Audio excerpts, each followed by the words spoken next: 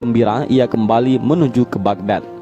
Sesampainya di sana, ia berkata dalam hatinya, apakah ia harus menemui Syekh Ad-Dabbas dulu karena yang paling tua, atau Al-Jailani yang cocok fatwanya? Tetapi tiba-tiba ia bertemu dengan Ad-Dabbas di pasar Sultan. Kemudian Ad-Dabbas berkata, temuilah dulu Al-Jailani karena ia kekasih Tuhan yang mendoakanmu sampai 17 kali, sehingga bahaya maut yang semestinya menimpa dirimu benar-benar hanya engkau temui di dalam mimpi saja. Begitu pula hartamu yang hilang sementara karena kelupaanmu. Lalu Abu Al-Mudaffar menemui Syekh Abdul Qadir Al-Jailani. Sebelum ia, maksudnya adalah Al-Mudaffar, mengutarakan segala sesuatunya, tiba-tiba Al-Jailani sudah mendahului pembicaraannya. Ia berkata, Ad-Dabbas mengatakan kepadamu bahwa aku mendoakanmu 17 kali. Demi Tuhan, sungguh aku mendoakanmu sampai 70 kali hingga kau selamat dari bahaya. Dan demikianlah beberapa di antara karamah Syekh Abdul Qadir Al-Jailani. Cerita ini memang sulit untuk ditelaah secara rasional, tetapi banyak yang meyakini kebenarannya. Karamah memang masalah yang sublim dan luar biasa. Al-Quran memperkenalkan 3 bentuk perbuatan yang luar biasa, yaitu mukjizat, karamah, waqi'iyah, dan sihir. Mukjizat secara sederhana biasa diartikan sebagai perbuatan luar biasa yang muncul dari diri seseorang nabi ataupun rasul. Selain nabi dan rasul, tidak ada orang yang mampu mengakses keajaiban ini. Karamah biasa diartikan perbuatan luar biasa yang muncul dari diri seseorang wali ataupun kekasih Tuhan.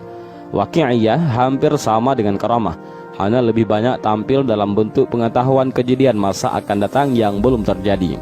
Sedangkan sihir adalah juga perbuatan yang luar biasa yang muncul dari diri seseorang yang belajar dan terus berusaha memahirkan diri di dalam mengamalkan keterampilan supernatural itu. Mukjizat, karamah, dan waqi'iyah hanya bisa diakses oleh orang-orang yang secara konsisten membersihkan diri lahir dan batin, yang melakukan pengabdian tulus di dalam pembinaan masyarakat. Ciri-ciri orang yang mendapatkan karamah tidak pernah memperkenalkan diri dengan mendemonstrasikan kelebihan yang dianugerahkan Tuhan kepadanya. Apalagi mereka tidak pernah terlintas dalam pikirannya untuk mengomersialkan kelebihan yang Tuhan berikan kepadanya. Bahkan banyak orang yang sesungguhnya mendapat karunia berupa karamah tetapi tidak pernah mau memperkenalkan diri ke dalam masyarakat. Syekh Abdul Qadir Al-Jailani memiliki kisah-kisah unik sejak remaja. Diriwayatkan bahwa menjelang keberangkatannya menuntut ilmu ke negeri Baghdad, ibunya membekali 80 keping uang emas yang dijahit dalam saku bajunya. Uang itu adalah harta warisan dari almarhum ayahnya. Dikala hendak berangkat, ibunya berpesan agar Al-Jailani tidak berdusta dalam keadaan bagaimanapun. Ia mematuhi nasihat ibunya.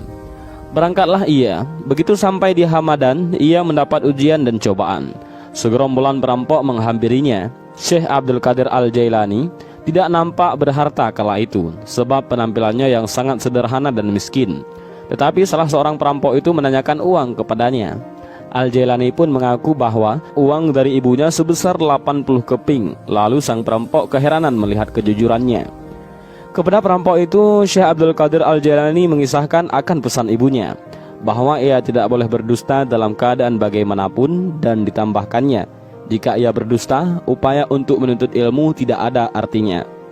Mendengar kejujuran Al-Jailani itu, konon gerombolan perampok itu tersungkur jatuh di kaki Al-Jailani, dan diceritakan bahwa pemimpin perampok itulah muridnya yang pertama kali. Selama belajar di Baghdad, beliau selalu prihatin dan menahan derita dengan tabah. Berkat kejujuran dan kesalehannya, beliau cepat menerima dan menguasai ilmu dari para gurunya.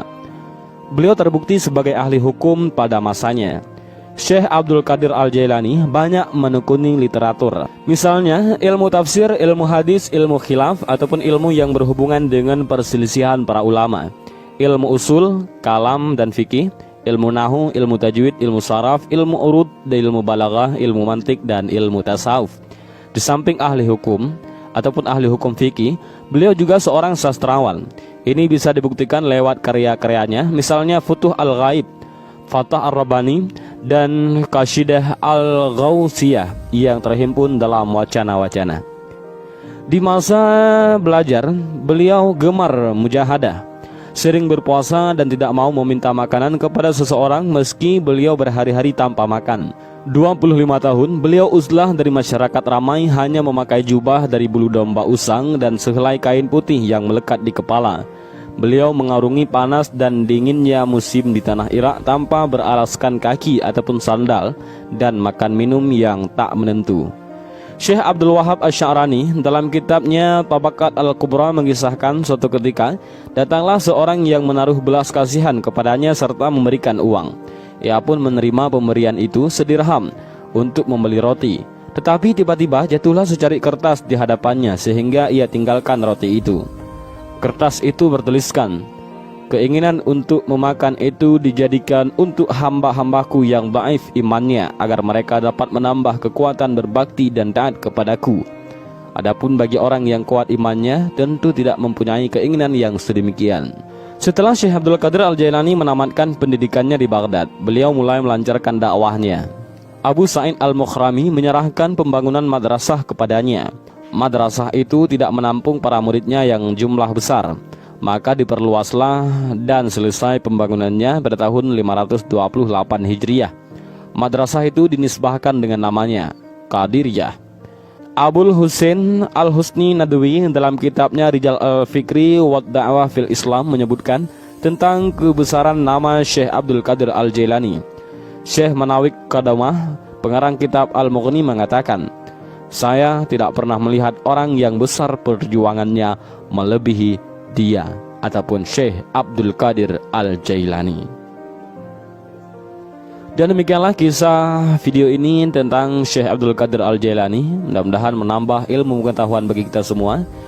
Dan juga jangan lupa bagikan video ini agar bermanfaat bagi orang lain juga. Terima kasih. Wallahu a'lam bishawab. Assalamualaikum warahmatullahi wabarakatuh.